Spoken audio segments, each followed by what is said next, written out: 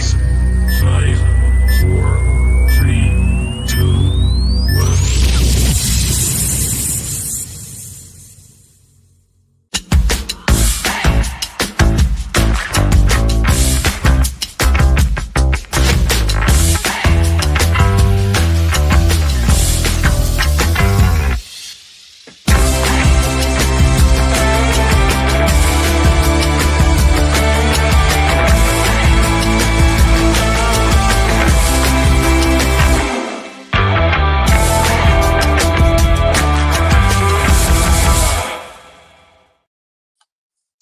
Good evening, everyone. Good to see everybody. I'm going to see if we can put this. Screwed that up. So, all right, we'll get started here in just a second. I'm Superfan Dan from California. Good to see all of you again. Baz is at work tonight, so I'm your host for this evening. I've got a wonderful panel of guests. We've got Sparky from the Geordieland Experience. We've got Joey. We have Charles from the Netherlands. So we've got a great group of guys to talk about the match last night. Please remember to make words. Please remember to keep comments respectful in the comment section. You can become a member through Black and White Eyes for as little as 99p a month. We use those funds for giveaways and giving to charity. We have donated over 11,000 pounds since we started the challenge.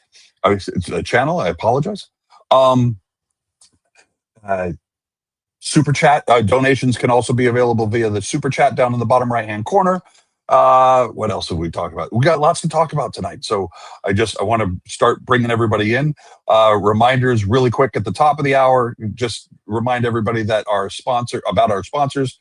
We've got Dire Crow, a reseller of some magnificent bespoke tune related articles, not just clothing, but they've got some bedding materials and that kind of stuff.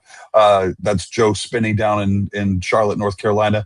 Code BAZ20 for 20% off. And the Geordieland Experience, if you are planning a trip to the region and don't know a whole lot about Newcastle and the area, hit up the Geordieland Experience. And we have one of the founders of the Geordieland Experience, Sparky, on the panel tonight. He's one of our guests, and he's going to talk about it. So some exciting news in the Geordieland Experience. So we'll talk about that in just a second. And of course, we are going to review last night's fantastic win over Benfica in the Champions League. So with that, I'm going to bring on our guests. There's Sparky. Yes, hello, what about now? How are you doing, Superfan Dan? It's always a privilege to be on the show again. Thanks a lot once again for everything that you guys do. Absolutely good to see you, Sparky, buddy. Yeah, definitely. Likewise, digitally. I can't wait to have you back in Geordieland as well, mate. It's always a good atmosphere when Superfan Dan's about. We'll be there in February. We're looking forward to it. Let me bring on the rest of our panel, and then I want to talk about your exciting news. Oh, buzzing, aye. There's Joey. Joey, returning to the channel. Been a while. Good to see you, mate. You all right, Dan? Hi, Sparky. Hello, evening, Joey there. And then we'll bring in Charles from the Netherlands.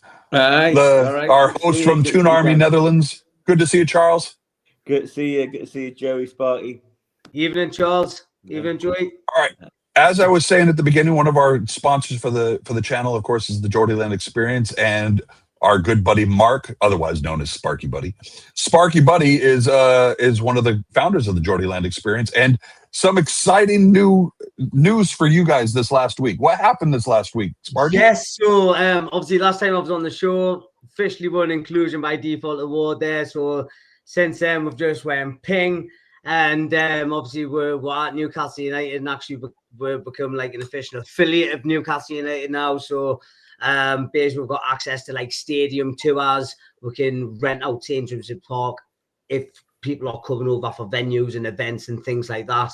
And we can do loads of other things as well as show you around Geordieland, get you clued up, get you out and get you active, and obviously get you on the lash at the end and have a good time and meet loads of friendly Geordies along the way. So obviously me and Fiona's been grafting my horses off to get this done, so that's buzzing. And obviously from that, we actually hosted some Benfica fans, which obviously they were absolutely amazing. And obviously we showed them around the city, took them for some food, and obviously it's not just about the drink. You've got families that are looking to do things and stuff like that in Newcastle. It's a perfect place. You've got so much like in a 10-mile radius. So I really buzzing, and really good to crack on with the show, guys. Can't wait. That was going to be my first question, but you didn't let me get in there. Oh, sorry. No. Obviously, the Geordieland Experience is about giving tours and information about the entire region, not just Newcastle United. Obviously, there's the food aspects, so the activities aspects. There's obviously lots of things having to do with the culture and other such things. So I mean, as you said, you hosted a family of 4 yesterday for before the Benfica match. Before the Benfica match, yeah. I saw video and some photos of you guys down in Granger Market, and some great quotes from the family. I think the dad said that he would move to Newcastle in a heartbeat. So yeah. We'll have that impact on people, we'll have that impact on reeling them all in, get them out of Newcastle, get them out. Official affiliate, and you're doing tours, so this is fantastic. Yeah, brilliant. Yeah, and it's not just that. Like we're just about to do another mega one, which we're going to be announcing very soon, but we can't say nothing as of yet. But yeah, things are going in the right direction, and obviously with the support of you guys repping the Geordieland over in America, like yourself and John, and we just can't, and obviously Barry as well down in York, and that we just obviously can't thank you enough for being part of the journey, and obviously Charles as well. Since I've had a good little time out with Charles as well, he's a good bloke. So yeah, things are looking up. Fantastic, that's great news. And as I said, as a sponsor of the channel, we couldn't be happier for all of you, and can't wait to continue this relationship of obviously and sending more business your way, getting the word out not only to Geordie fans, Toon fans all over the UK and Europe, but also, as you said, making people in the States aware, and elsewhere, obviously anywhere in the globe, but American fans as well. Network. And just converting everybody to Newcastle fans along the way, get them for absolutely. Yeah, so it's all part of the big plan, mate. So it's all good. The future's bright, the future's black and white, mate. I want to say good evening to Leslie and Ches and Jules and Gary, everybody that's in the comments here. I'm spinning through them. There's Pablo. Pablo says we Sparky.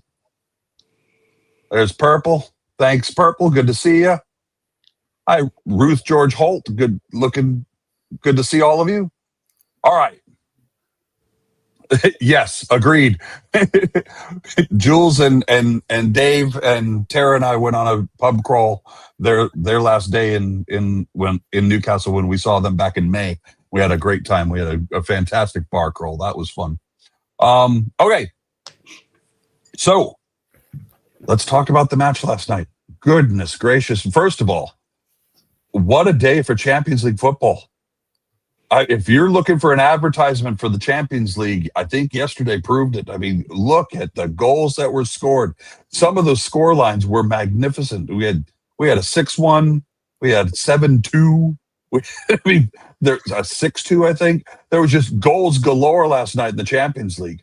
But the big story for us obviously was the match hosting Benfica. We had Jose Mourinho, good friend of the Toon, obviously, since he was the interpreter for Sir Robson at Barcelona, and then again in Porto. Just a magnificent guy, the special one. Has won loads of trophies all over Europe, but he always has a special place in his heart for the Toon because of his relationship with Sir Bobby, and he said lots of wonderful things about the club in his pre-match press conference on Monday night. So it was good to see Jose in the stadium last night. Fantastic scenes. Let me get some here. War flags, of course, outdid themselves again with another banner. Joe Harvey took a holiday, went to Budapest. If anybody remembers, that's That was when we won the Interfares Cup back in 1969. Am I correct? Is anybody going to correct me there? Yeah. No, that's right, and it also happens to be where the final is this year. That's correct. Budapest is hosting the final. Fantastic. Yeah. I haven't quite booked my hotel yet, but come. Looking at booking.com right now. Well, I'll tell you what, 2 wins and a loss in the first 3 games is not a bad record. And our goal difference isn't hurting at all. I mean, 4-0 against OSG and then 3-0 last night against Benfica. It's possible. Anything's possible. We could. Yep. We could get there. Who knows? So, Joey, been a while. Good to see you. What were your initial thoughts on the match last night? Well, I've just watched the highlights like 3 times tonight because obviously I can't watch football, so I come onto the channel to listen to you and Baz commentate on it. So I watched the highlights mostly because who doesn't love to see the Newcastle United win? But most was how on earth has Pope got an assist? I mean, his distribution is normally terrible. It was fantastic. What he posted this morning on social media, he posted on Instagram. He said "Hail Mary" and he has a little American football emoji in his comment there. But 60 plus yards from inside the 18 into the Benfica half, bypassed 2 defenders, and Harvey Barnes just locked onto it and took off like a rocket. Before we get to the Nick Pope assist, obviously the big news is Anthony Gordon scored another goal last night. He's the first Newcastle United player to score in 3 consecutive Champions League appearances. He's on fire right now in the Champions League. Now, obviously, he scored against Barcelona. He had 2 against USG, and then his goal against Benfica last night. We hope that he can translate that form into some Premier League form as well. Start racking up goals in the Prem. Hold on, let me popping around here. Love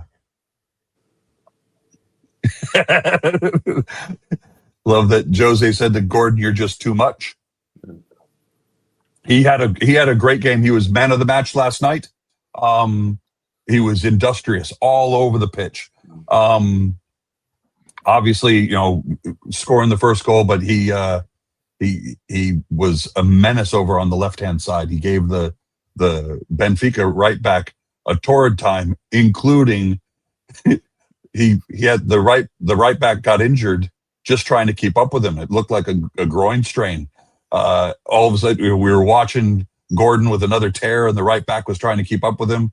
Gordon then cut back, and then the right back all of a sudden just stood there and, bent over at the waist, feeling his groin, and then he sat down on the pitch and had to be subbed off. So Gordon was fantastic, absolutely lightning fast last night. But then we could talk about that assist. I mean, we've been very critical of Nick Pope this season. We brought in Aaron Ramsdale as a backup. We obviously sold Martin Dubravka off to Burnley in the offseason. Nick Pope's obviously, if we look at it, he's been wearing the number 22 kit now for 3 seasons, but with Martin leaving over the summer, he inherited the number 1, and he was insistent on being the number 1. But we brought in Aaron Ramsdale to kind of have him breathing down his neck. Aaron Ramsdale is a fantastic goalkeeper in his own right. But having that kind of a competition available for Nick Pope definitely keeps him on his toes. We've been critical of Nick Pope's distribution, have we not? Yeah. Well, I mean, there was an instance in the first half when I don't know how he got that corner. I'm still trying to work out how he gave away that corner. Well, that was absolutely extraordinary. But yeah, people are going to be talking about this assist for years. People will probably never forget it. Anybody who won't watch that game. Yeah. Nick Pope is a fantastic shot stopper, but he's not known for using his feet very well. And as you alluded to, early in the first half, he went to go clear the ball. He was a back pass from Dan Byrne, and he was under pressure, and rather than kicking it, I don't know, like you said, I think he meant to kick it out for a throw-in, but somehow he shanked it and it went out for a Benfica corner. So not exactly the best with his feet, but a fantastic. You don't have to be. Maybe we're overcooking it. Look at that Donnarumma. Also seems to be pretty hopeless with his feet. Yeah. But my God, how Man United would love to have him right now. Yeah. Yeah. He's a damn good keeper. So yeah, maybe we overplay the importance, especially when you've got good people who are capable of playing with their feet at the back. We've got Botman, Chow, and then the fullbacks when they're all back on. So yeah, maybe we're overestimating its importance. Yeah, you want a keeper that can at least move the ball with his feet, and when you're under pressure, the only thing that's important is get the ball as far away from the goal as possible. So in that regard, I mean, we can understand that. But last night, you could see that Nick Pope collected the ball. He looked, and as soon as he saw Harvey Barnes was making a run, I honestly don't know how. I mean, we see American quarterbacks and American gridiron football players, throw the ball long distances, what we call a Hail Mary, that kind of thing. But I've never seen a keeper throw a ball 60 plus yards. I mean, from just inside the 18 into the Benfica half. And you could see he threw it with such force that he doubled over. He fell as the ball left his hand. But it just, the pinpoint accuracy that I think if you go and look at it, folks, if you go look for that replay, I think for me the best angle is the one from the Lee's end behind the goal, because you can see the throw and it has a curve on it that it eludes the Benfica defenders and drops right into Harvey Barnes's path, so that he can take off and just put it away. Happy the players were for him. The celebrations was epic. I mean, as soon as it happened, you saw Sven Botman mob Pope, and then Malik Chow jumped in, and then Dan Byrne jumped in, then Bruno jumped in, then Kieran Trippier jumped in. I love him. I mean, I love this guy, obviously. Oh, and I just shared it on Instagram. There's someone took footage. Someone in the Milburn stand, at the bottom of the Milburn stand, grabbed videoed, the catch, the throw, and then Barnes's goal, and then it zoomed in for the celebrations. After everybody left, then Nick started walking back to his goal, gives a thumbs up to the Lee's end, pumps the fist, and then the camera pans and goes to look for Harvey Barnes, who of course has been patted on the back by Big Nick Voltamata. But then Harvey Barnes goes like this to Nick Pope, and Nick Pope does the same thing back to him. It was just, as you said, you can see the togetherness, the culture of inclusiveness that is an Eddie Pope. Eddie Pope. Joey? I do feel sorry for Ramsdale. Joey, I haven't. Ramsdale must be thinking, when am I going to get a chance? Because I mean, he needs to be able to at least show, because he also wants to go to the World Cup. He also wants to get a contract next year. He wants to be bought. So yeah. Well, Aaron Ramsdale did himself a world of good in the Carabao Cup performance. He did a great job there. We have another Carabao Cup game coming up. Obviously after the start of the year, we'll have FA Cup qualifications and that kind of stuff. Also, you'll probably play on Wednesday. So yeah, that's good stuff. Joey, I have not been imbibing or anything, but I swear I saw a purple dinosaur just walk by you. Oh no, that was just my other half. It's dragon, Spyro. Spyro the Dragon, That was fantastic. Before, as you were talking then, she just stood there. I was like, don't you dare. When you showed up the pictures of Pope and the players celebrating, she tried to stand there. I was like, go. Joe, where are you based again? Wolverhampton. Wolverhampton. Okay. Yeah. But fair play to her, mate. That was fun. She did it intentionally. She walked that way to go back again intentionally. Also, I want to say, as good as Pope's assist was, it was ridiculous. Also, I want to give a shout out to Miley as well. From the highlights I've seen, he was incredible. So let's talk about that. The starting 11 was different. We were surprised. They made 3 changes in the side. You know, we had Jacob Murphy come on for Elanga. We had Jacob Ramsey come on for Joe Linton, and then we had Sandro Tonali has been effervescent in our midfield all season long, but you could tell he was tired after this last international break, playing lots for Italy as well. So he brought on young Miley in the holding role, and he was fantastic. Lewis Miley did himself proud last night. Jacob Ramsey was electric. He was all over the pitch as well. The inclusion of both of those players really, I think, opened up Bruno's game. Would you agree, Sparky? Bruno really got to move forward last night.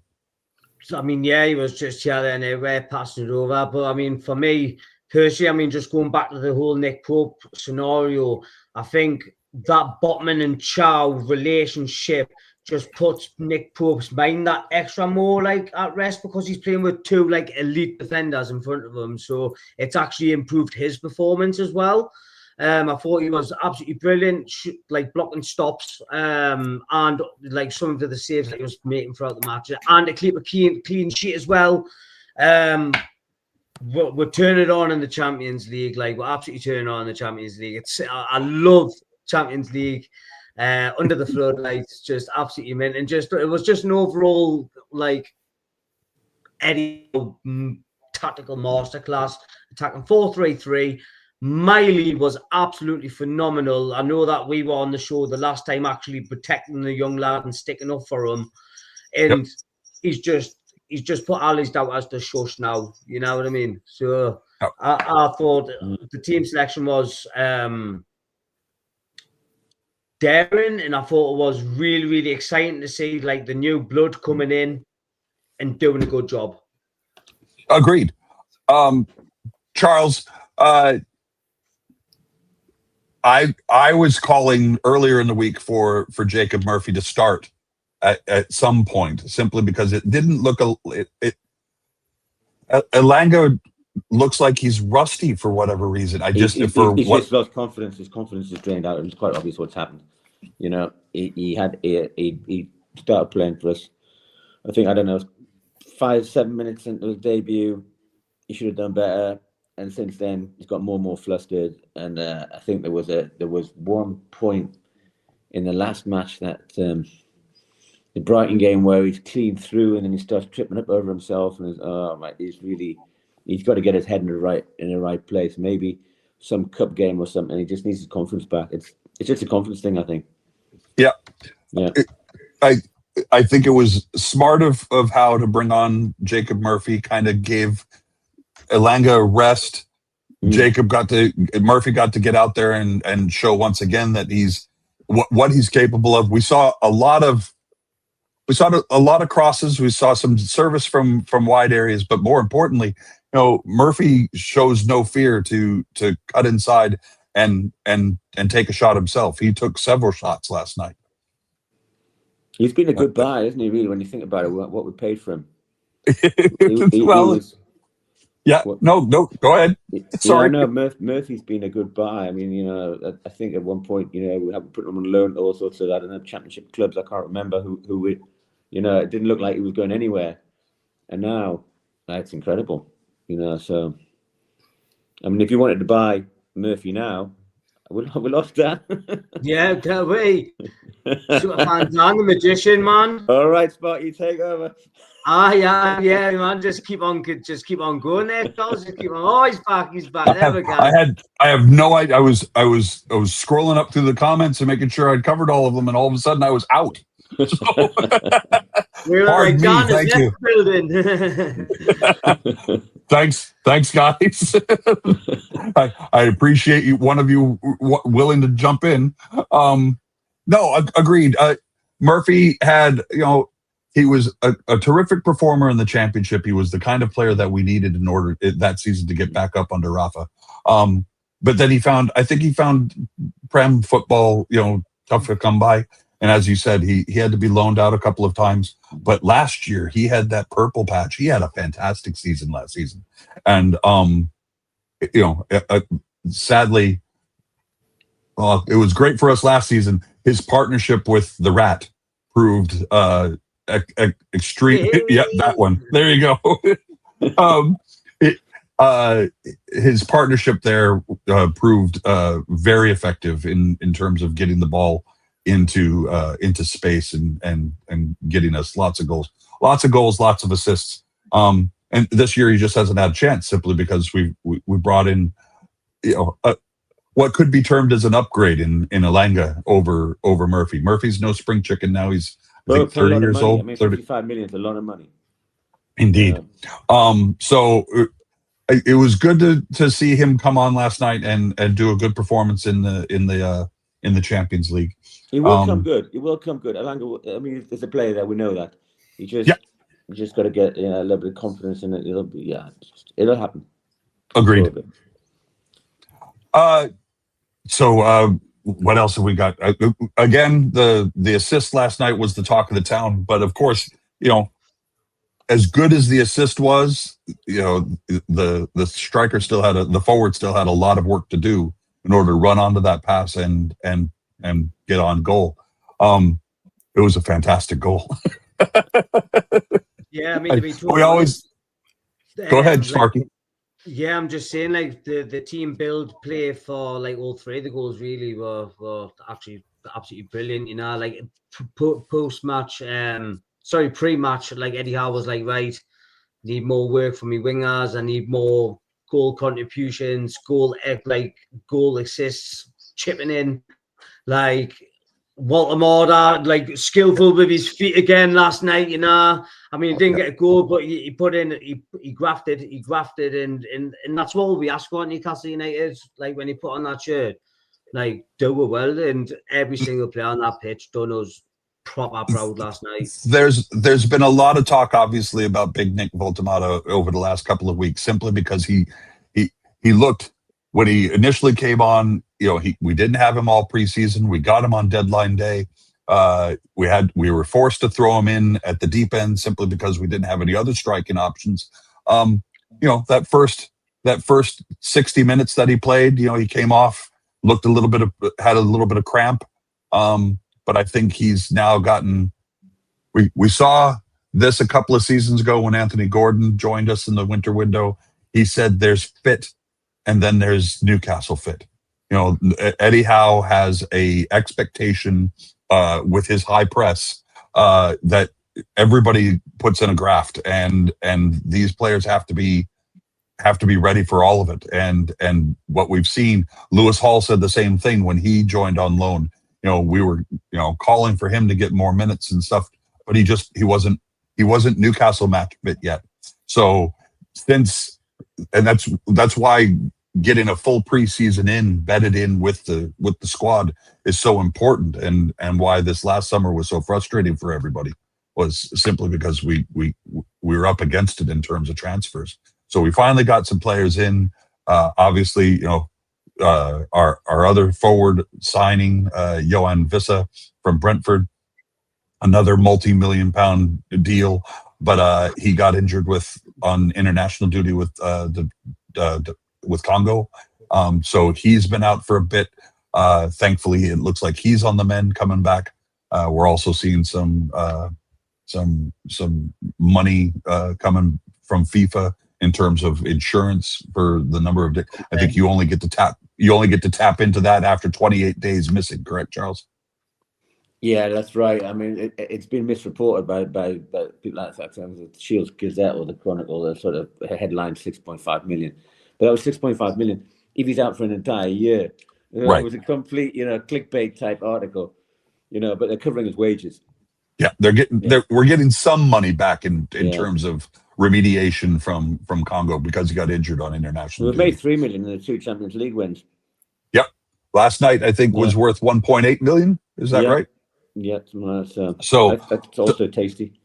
Yep, indeed. But no, as Sparky said, Voltemata, he didn't get a goal last night, but my goodness, was he everywhere as well. And his control of the ball, we're seeing more and more of what he's capable of. He's not your typical number 9. He is a force of nature, to be honest.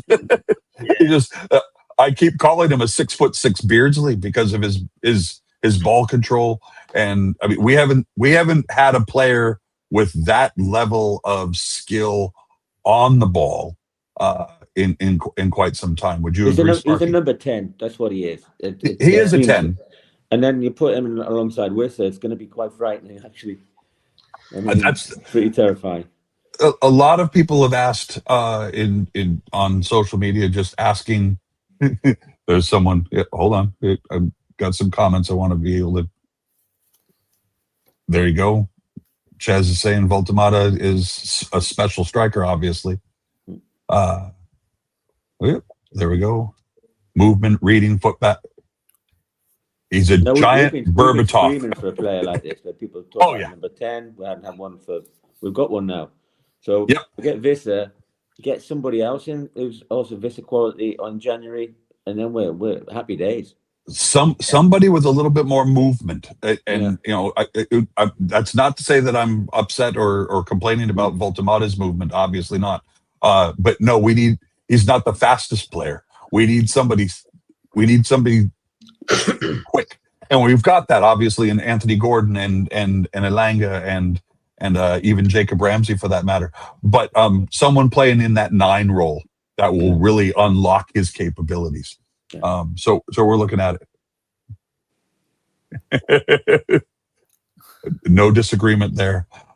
Is it? So speaking of the mentioned.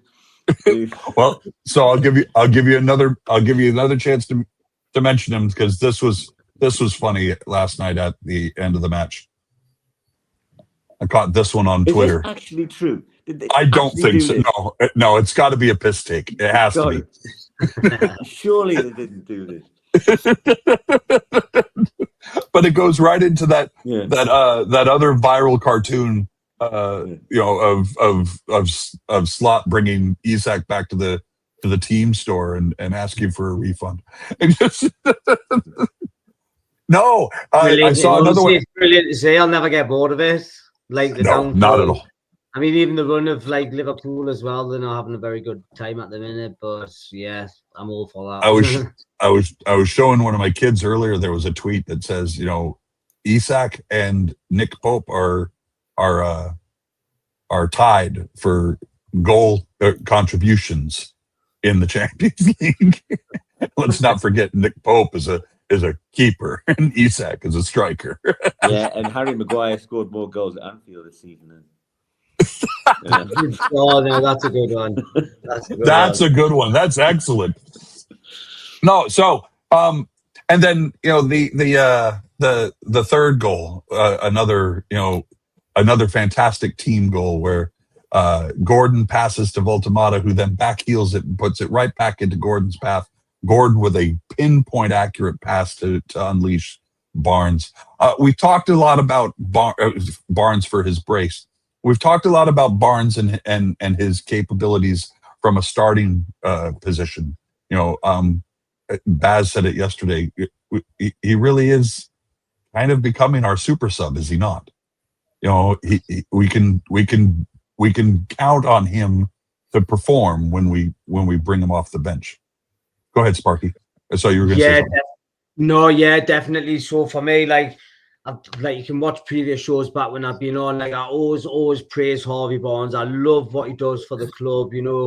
And as I say, even when he when he first joined, obviously he was knocking on the door. Anthony Gordon was in rapid form, like, so he couldn't actually break into the team.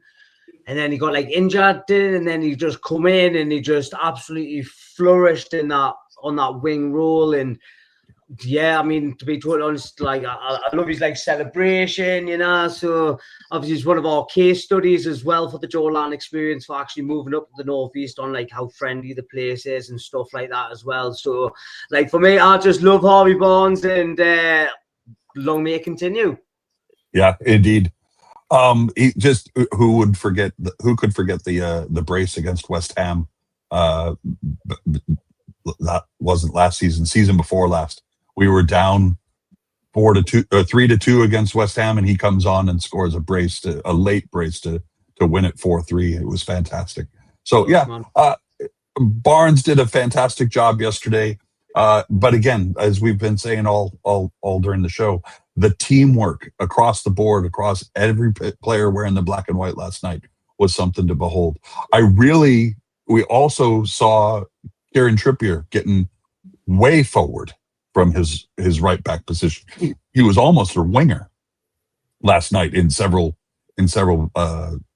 plays. The only concern, of course, he's no spring chicken either. So if they were to attack our right side, if they were to come down the left, Trippier, was going to have a hard time getting back fast enough. I saw last night during the watch along, Baz and I both pointed it.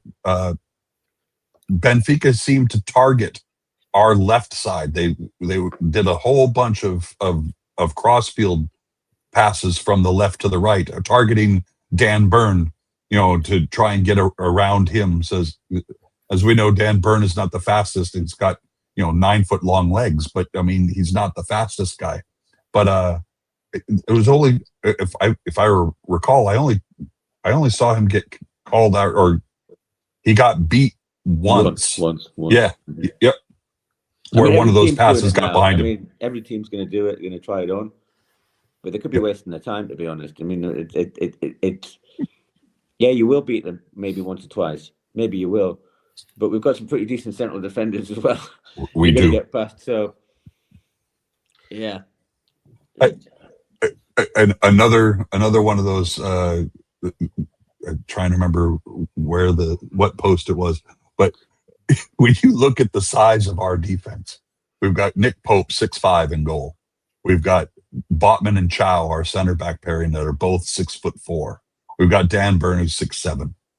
We've got Lewis Miley, who was playing in the holding role last night at 6'3". And then we got big Nick Voltemata up front with 6'6". I mean, we've got height all over the pitch, and we saw a lot of that in our set pieces last night. A lot of trying to take advantage of that height in order to try and get balls in. I did Dan Burns' header at one point. He took a header, another headed shot like he did in the cup final last year. That just, the keeper was fantastic in deflecting that, and it fell. I think it could have been Bruno. I think it was Bruno who got a touch to it, but the keeper was able to get back to it, and then they cleared the ball. But we're seeing a lot of set piece action as well, especially from our new set piece coach, Martin Mark. This is always a good look. We always like seeing one of these. What's become tradition after every victory. We see the locker room and a wide photo of the entire team. Looks absolutely tiny. What is this? I know he does. What's going on? But I mean, just look at all the. I know this is going to sound cliche, and Sparky, you could call me out on it. Look at all the smiling faces. Yeah, man. No, definitely. What you're seeing is the sporting director in there. The last sporting director was never in there.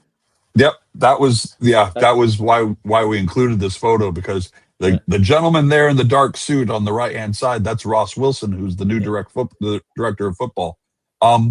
Charles is right. I can't recall any photos like this that had the former director of football Paul Mitchell in them. It shows how bad the relationship was. Yeah, Yeah. I mean, it's really weird that it was big games and poor Mitchell was not in any of the shots. It just makes. So yeah, no, it's good. You got a club in harmony. Yeah, indeed. Exactly what you want. Yeah. So last night obviously was the first night of games for this round of games in the Champions League. But here's the look at the table. You know, the new format. We've got the 36 teams in a table, and as you can see, Newcastle's sitting pretty in 7th. Not bad when you look at who else is in the ascendancy there. I think the lowest we're realistically going to be is 8th because Madrid win today. Yep. So I mean, and that's those top 8 spaces are the teams the clubs that will automatically qualify for the next round, and then 9 through 16 will be in a playoff position to get into the next, and then what is it? 16 through 24 are eliminated, or 17 through 24 are eliminated after that first round. But you could also see, though, look at the goal differences. Look at PSG's goal difference and Dortmund's goal difference with 13 and 12. That's their goals last night. Those matches ended. What was it? PSG was 7-2 and Dortmund was 6-2 against Copenhagen. That was we could have had a few more yesterday. By the way, I mean 3-0 was quite flattering in the end. I mean they're probably quite pleased to get away with 3-0 yesterday. Yep, Barcelona had 6-1 in their match earlier in the day. Man City was kind of disappointed, and they only scored 3. Is that right? 2. Arsenal was 4-0. Inter scored. Was Inter another 6-2, 6-1? Or was Inter the one that scored? That was PSG who scored 7. Yeah, so Inter beat somebody, but they pumped somebody. Yeah. Just again, just a phenomenal day in terms of Champions League football. If you were looking for goals, yesterday was the day to watch games. And then Sparky, you mentioned it, or Charles, I think you mentioned it. One of the two of you mentioned it at the top of there. The news this morning that Sandro Tonali has signed a 1-year extension to his current deal. Yeah. When he signed in 2023, he signed a 5-year deal, which would have taken him. Yeah, it's effectively 2 more years, effectively, but it's with an option for an additional year. Yep. But it was signed apparently when he was in the middle of his betting ban. So it's just come out. This was really old news. So that was 2 directors of football ago, Charles. Yeah, exactly. But the thing is, it's great. Obviously, puts us in a better negotiating position. But the guy needs a stonking pay rise anyway. So they're going to have to go back to him and say, "Hey, listen," because he could double, triple his wages if he goes somewhere else. So I think this news has come out specifically to allay fears that he was in any kind of situation where we were running down his contract. I think the fact that it's coming out now that this was a contract extension that was agreed in 2024 when Dan Ashworth was still the director of football. I think this news is coming out now to put those fears to bed. And now our new director of football, one of his first remits is going to be improving the wage structure. Yeah. I think the one that's probably the priority the most urgent is Botman. Yeah. Yeah, because he's we could end up getting nothing for him if he runs down his contract now. So exactly be done there. Yep. So and as you said, this because we see the director of football in the locker room with the lads and everybody smiling, everything. The harmony extends not only through the roster, but then also up into the upper echelons of the club, and that we're all together again for whatever reason, whatever our issues were last year that saw any animosity or any trouble in the boardroom. I think those have been excised, and I think we'll see some positive news going forward. Ross Wilson has already hit the ground running. Eddie Howe was quoted this past weekend before the Brighton match saying that he backs him fully and that he's looking forward to working with him going forward. So we had Tuesday. Yesterday we had the game against Benfica. We've got another important home match coming up this weekend. We host Fulham on Saturday. I think we're going to do we'll do a pre-match build up for that on Friday. But any thoughts there from the panel tonight on Fulham's not doing bad this season. Marco Silva was apparently I don't know how serious it was, but listening on the radio on Sunday, Marco Silva was apparently Fulham manager. Marco Silva was apparently a target for the Forest vacancy that was, of course, vacated on Saturday when Ange was sacked, simply because of a previous relationship with the Forest owner. But yesterday it was announced that Sean Dyche has now taken on the Forest job permanently and has signed a contract through the end of 27. So Forest is not managerless at this point. But yeah, so what are your thoughts on this Saturday's match against Fulham? Sparky, I'll start with you. Yeah, so first of all, just obviously relating back to the Sandro Tonali situation, I still love that contract extension. Obviously, they're just getting engaged. He's came out. He loves like how he can just take his dog to the beach and all that. Obviously, his lass is just about to have a Margot. His lass is just about to have a band, so we've got another Geordie in coming now as well. So he's nice and settled here as well. So it's good news for him. Obviously, move forward on to Fulham come the weekend there. I actually hope to see the guy back. I hope to see him back on the black and white shirt on that starting 11.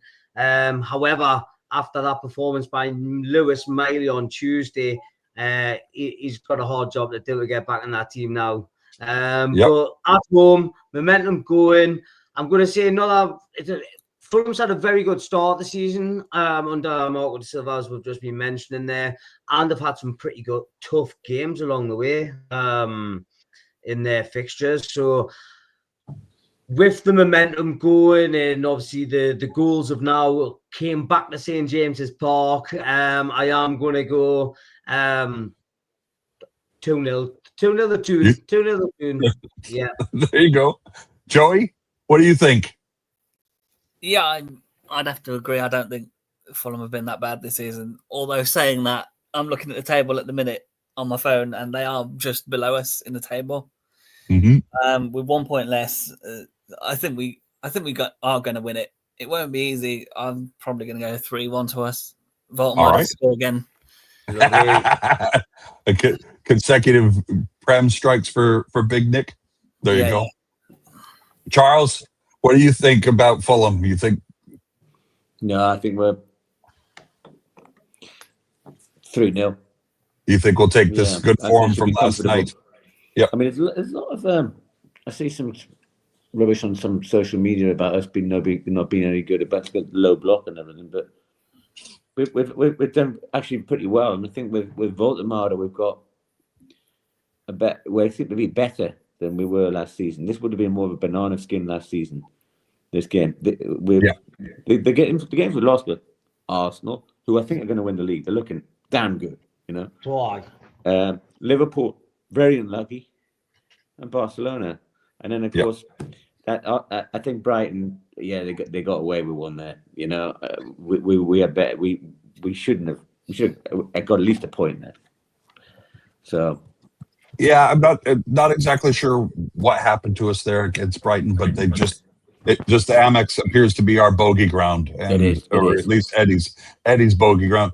And there's two, and they're both out on the South Coast. You know, Eddie has not fared well against Bournemouth either at Vitality Stadium. So you know, maybe it's the long trip for us. Maybe. Yeah, altitude sickness or something like that.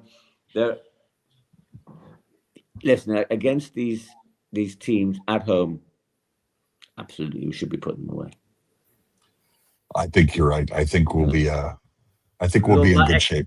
Charles, I love that execution. You're damn right in what you're saying there, buddy. 100%, mate. Bring the noise with the Geordie boys. I think I'll agree with all of you. I think it will be. I think we'll be buoyed by last night's performance, and that everybody will be up for it. I think it's. I think this could be the start of a good run of form for us. It really has come at the right time. We've got 3 home matches in a stint there. Obviously, last night's Benfica match, then the one against Fulham, and then next Wednesday we play. That's going to be the biggest test. That's going to be interesting. Wednesday. Oh, I'll tell you what. For Spurs on Wednesday, obviously we're going to have the gold badge on. It's going to be. We're at home as well, aren't we? So it's going to be crowd noise under the lights. It's under the lights. Obviously, we love pace and Spurs all over the shopping anyway, don't we? So I don't know. Spurs this season could be a different proposition, but of course, they come to St. James's Park missing one vital component that they've had in seasons past, and that's without Son.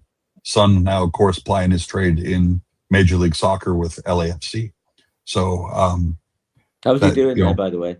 He's scoring like crazy. He's doing very well. He's settled in phenomenally well. I mean, so I'm a San Jose Earthquakes fan. San Jose Earthquakes hosted LAFC a month ago. It was in September. But it was funny because the home Earthquake Stadium at PayPal Park is an 18,000 seater. They moved the match to Levi Stadium, which is the home of the San Francisco 49ers, which is a 70,000 seat stadium. They sold.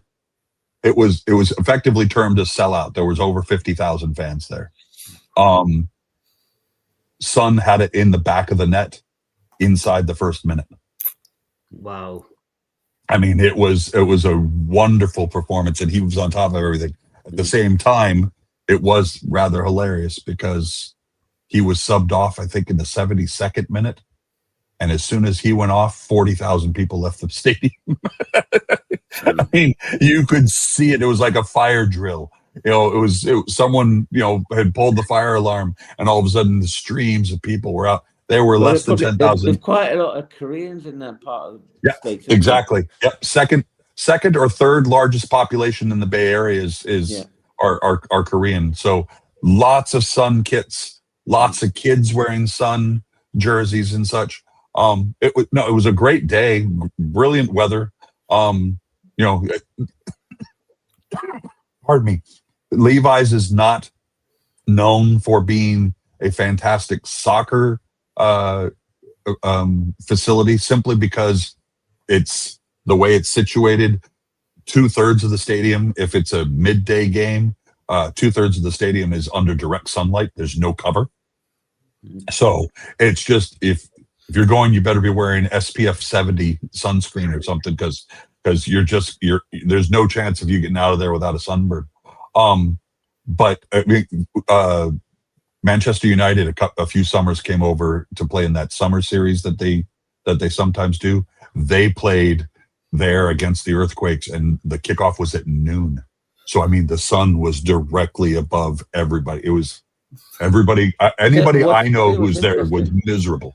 Sorry, Charles. Go ahead. What's interesting, changing the subject slightly, but this whole story about this La Liga game that was supposed to be played in Miami, and now it's been called off. That's quite interesting. The players said we don't like this at all, and they've had to very embarrassing for La Liga, isn't it? Well, different topic. I don't understand. I realize that there are other. It's all about money. We know it's all about money. But trying to build fan bases in America for these clubs, obviously trying to play a match in Miami. The main reason there is, there's a whole bunch of Messi fans, obviously in Miami, since he plays there for that club. Just incidentally, Leo Messi was also the Golden Boot winner for the regular season for Major League Soccer this season. I don't know how many goals he scored, but far and away the most goals scored. But yeah, I'm taking advantage of that population of fans and bringing a La Liga game. Well, I'm sorry, it was Barcelona versus who? Villarreal. Villarreal. I don't know why there's such interest in taking a league game and moving it to the States. It's all to do with the domination of the Premier League. That's bottom line. The league are getting desperate. They're falling more and more behind every year, and they're hoping to increase exposure to La Liga. That's basically what it's about. Yeah, no, but I mean, it's by the same token, how many NFL games were played at London Stadium, for instance, this season, where we brought the American Gridiron game over there. I think I know the Minnesota Vikings played in London Stadium, and then they played at Croke Park in Dublin, 3 days later or something. But I think in the States it's perceived as okay. I mean, I used to support the Houston Oilers, and they don't even exist anymore. They just disappeared and moved.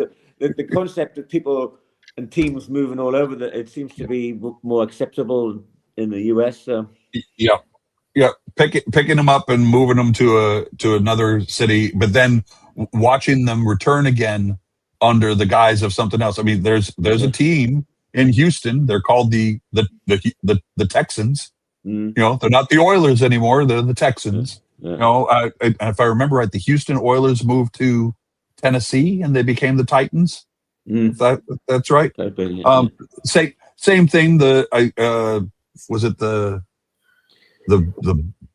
Colts moved to Baltimore and became the Ravens. It simply can't happen because Wimbledon tried it. Wimbledon wanted it, and the football authorities wouldn't allow it. They had to start from the very bottom. Yep. And then MK Dons and AFC Wimbledon. You've got two teams that basically were born out of one.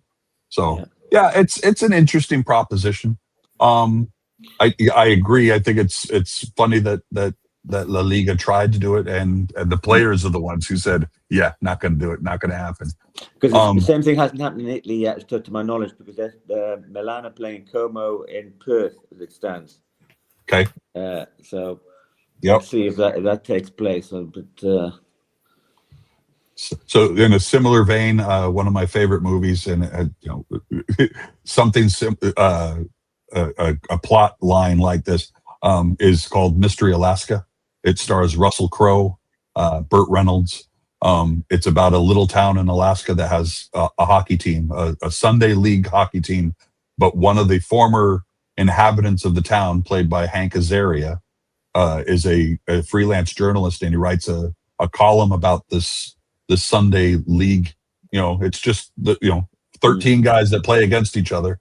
But he writes an article and it gets picked up by Sports Illustrated, and because it reads well and there's some interest, all of a sudden the NHL decides to bring the New York Rangers to play an exhibition match against this little team in Alaska. So if anybody's interested in something like that, where trying to bring exposure to a big team to another place. I mean, the Toon Army NL is quite interesting. The Dutch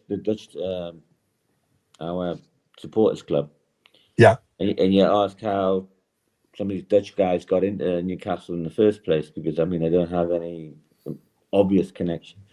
Right. And one of them, Jeroen, it was telling us that Newcastle played some friendly against some sort of 5th division team 15 years ago, with Capelle and the IJssel.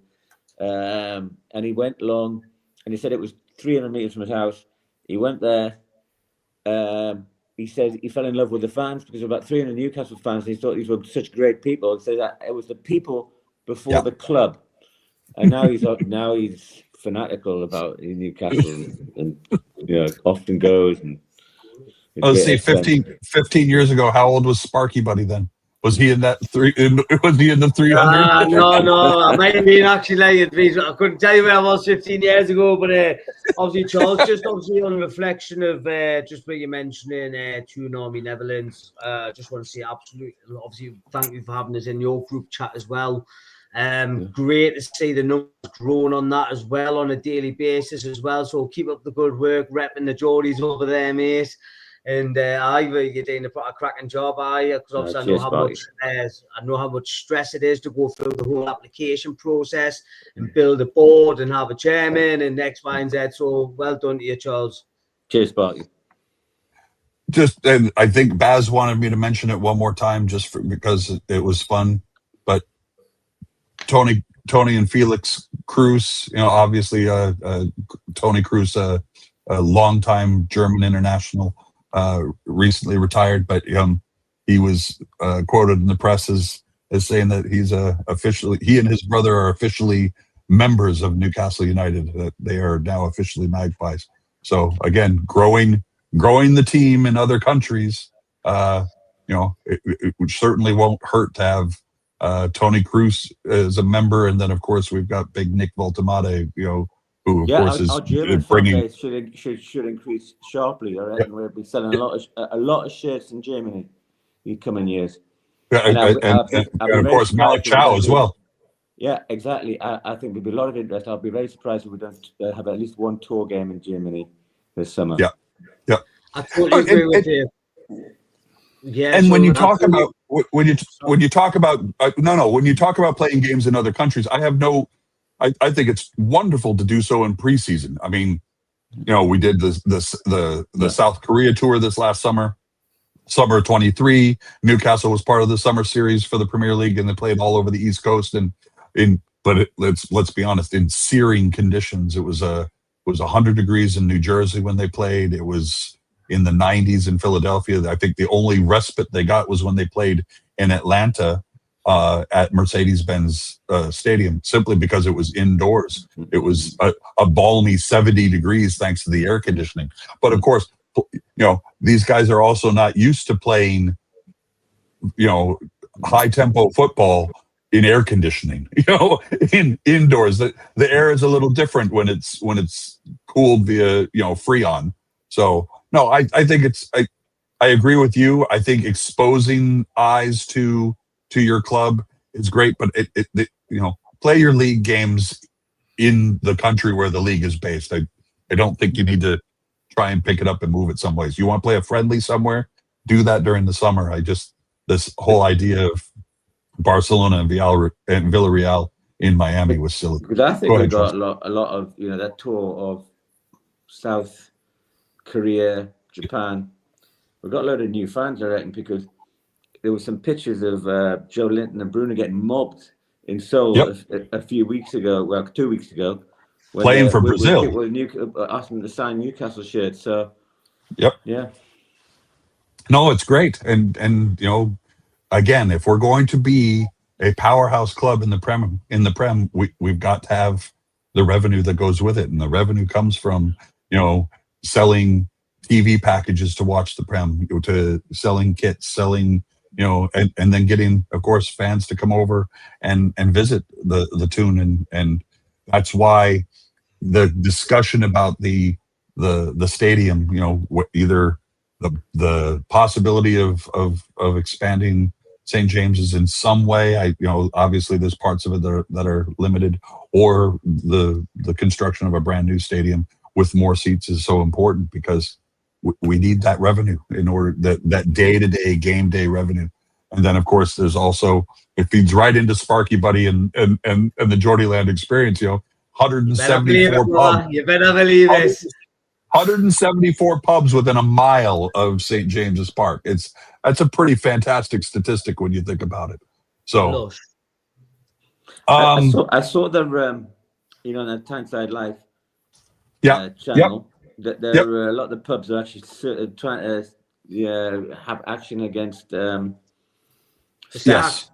In the pubs. I mean, unfortunately, that is a side effect of the success of Stack, no doubt. Yep. And now, they're opening a new Stack in downtown. Where is that, Sparky? Warswick Towers or so it's more like east, like in city centre still, like, but Pilgrim Street, isn't it? it's more like where the new government buildings and things like that is. I'm sure Where the it old is. fire over station was. that neck of the woods. but it's a building that's basically been boarded up for 20 years and has had scaffolding around it for 20 years, but now it's getting a new life as another stack nice property. as well. Yeah, I mean, it'll be cracking. It'll be cracking, but yeah, it's killing these pubs. That's the unfortunate side effect. Yeah, and pubs are struggling in general anyway in Britain. You know. Leslie likes your dog, Charles. There you go. Thank you. What's She's the dog's very called? well behaved. Charles, what's a pooch called? It's Bailey. Bailey. Yeah. How Bailey? Love it. She's Hi, from Blythe, Bailey. actually. Got it from She's from Blythe. Come on. We went across in the boat from Holland, picked her up and brought her back. That's fantastic. She's from Blythe. All right. Closing thoughts, gentlemen. We're a little over the hour. So big game on Saturday. Sparky says 2-0. Joey says 3-1. Charles says 3-0. I'm thinking 2-0 as well. I think we're going to settle down a little bit. But it'll be nice to get 2 goals to add on to our Prem budget and see us jumping up in the league. Looking in the comments to see if I've missed anything. Thanks to Ches and Leslie and Jules and Blade and Purple and who else is in there? Gary. Thank you, Gary. And Nuba Doc. Just thanks to everybody that was in the comments. Thanks for your participation tonight. Again, I hope Baz had a great day at work. I'm still getting the hang of being a full-time host. So cracking job done. I appreciate that, Sparky. What else? Let me see if there's any media assets. I will remind everybody that you can become a member of our channel for as little as 99p. You can also use the super chat function.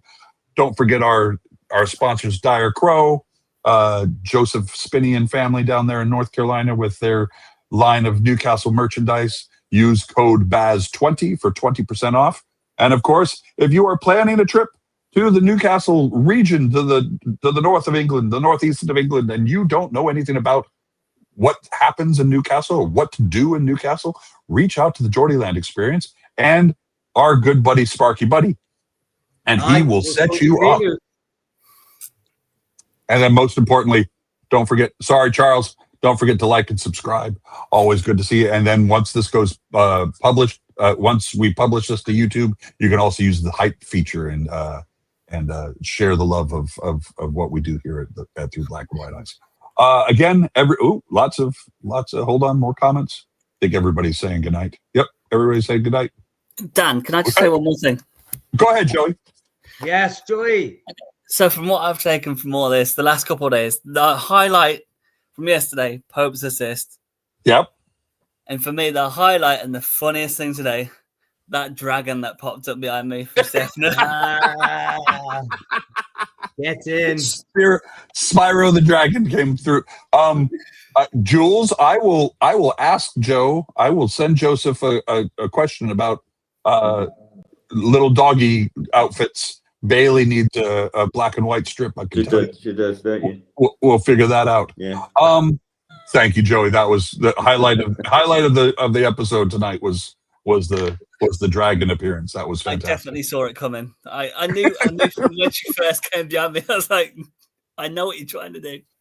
She normally hates the camera, to be fair, but well, she was obscured. She was safe in her costume, and it was fantastic. She knew I was on, so she's like, I want a piece of that as well. I appreciated that. That was fun. I just saw it going back in the background. I had to rub my eyes, make sure I saw the right thing. So, Joey, thank you. Sparky buddy, good to see you, Mark. Always a pleasure. Yeah, Congratulations again. Cheers, mate. And Joey, keep on repping the Geordies down in Wolverhampton, mate. You're doing a cracking job, bud. I will do. Charles, always a pleasure, my friend. Thank you, thank you, guys. Where's our say goodnight to Ratatouille as well. Yes. Bye, Ratatouille. Bye, Bailey. Bye. Bailey, I'll say that, Bailey. Yeah, Cheers, everybody. Have a great night. The rat. Away the lads and lasses. Cheers, bye.